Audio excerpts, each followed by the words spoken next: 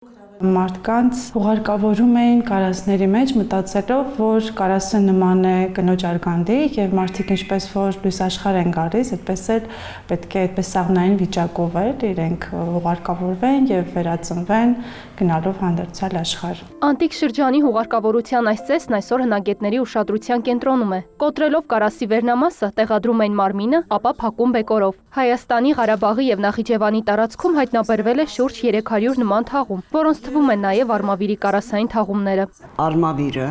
միշտ եղել է գիտական այրերի ուշադրության կենտրոնում։ Տարածաշրջանի բոլոր դարաշրջանների բնակիչների համար արմավիր բլուրը եղել է սրբազան բլուր։ Երբ որ մենք սկսեցինք զբաղվել Հայաստանի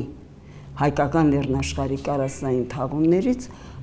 պարզվեց, որ ամենահին նույնիսկ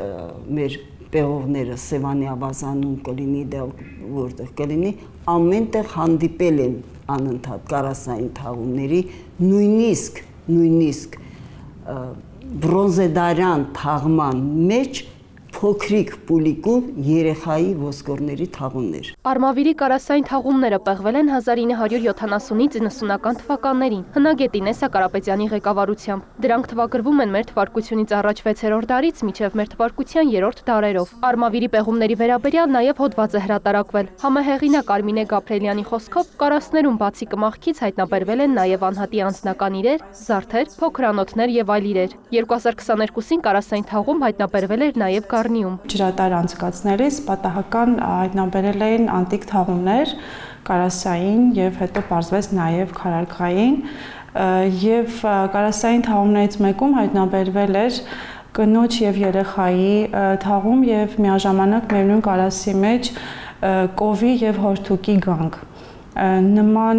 թաղում գոնե թե մեզ հայտնի չէ Հայաստանի Հանրապետության տարածքից եւ տարածաշրջանից։ Ըստ հնագետի, Կարնի պեղումների վերաբերյալ հոդվածը տպագրության փուլում է։ Այդ տարածքից 3 կարասային եւ 1 քարարկային թաղումներ են ուսումնասիրվել։ Հայտնաբերված 15-16 տարեկան աղջկա թաղում էր իր զարդերով, փոքրիկ անոթներով, պարզել ենք, որ այդ անոթների մեջ պահվել է մաշկային հիվանդության դեմ կիրառվող դեղամիջոց։ Ուլունքների ինսիտու վիճակը վերլուծելով փորձել ենք պարզել ինչպիսի հագուստ է եղել եւ ինչ է կրել այդ աղջիկը։ Հնագետները պեղում ուսումնասիրում են գտածոները, գիտական հոդվածներ տպագրում, ապա դրանք փոխանցում են թանգարաններին, պահպանության եւ հանրային ցուցադրության համար։ Լուսինե Հակոբյան, Արամ Հարությունյան, լուրերի համար։